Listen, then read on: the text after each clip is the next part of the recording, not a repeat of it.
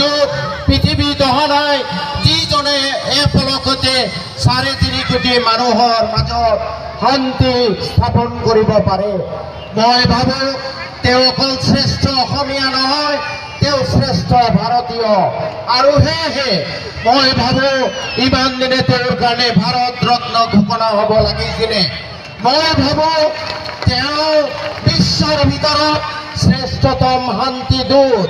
আৰু সেইকাৰণে মই ভাবো অনাগত বছৰত ভাৰতবৰ্ষৰ পৰা আমাৰ অসমৰ পৰা জুবিন গাৰ্গক শান্তি নোবেল বঁটা দিয়াৰ কাৰণে আমি প্ৰস্তাৱ দিব লাগে।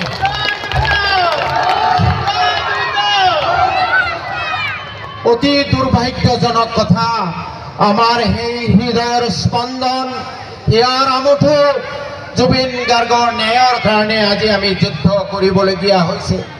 জাষ্টিছ ফৰ জুবিন গাৰ্গ লিখিবলগীয়া হৈছে। আজি আমাৰ মনত পদে পদে সন্দেহে দোলা দি আছে যে যদি তদন্ত ভালকে নহয় তেতিয়াহ'লে ন্যায়ালয়ে কেনেকৈ ন্যায় দিব। ন্যায়ালয়ত চকুত এটা কলা গামোচা কলা ৰুমাল বান্ধি থোৱা থাকে, তেওঁ কাৰো ফালে নাচায়।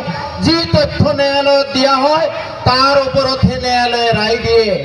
আমাৰ আজি পলে পলে সন্দেহ হৈছে যে তেওঁৰ তদন্ত সঠিক পথত আগবঢ়া নাই। ক'ৰবাত যেন কিবা এটা খেলি মেলি আছে, ক'ৰবাত যেন কোনোবা ডাঙৰ মানুহ জড়িত হোৱাৰ সম্ভাৱনা আছে। আৰু সেইকাৰণে জুবিন গাৰ্গৰ তদন্ত পদে পদে বিচলিত কৰা হৈছে।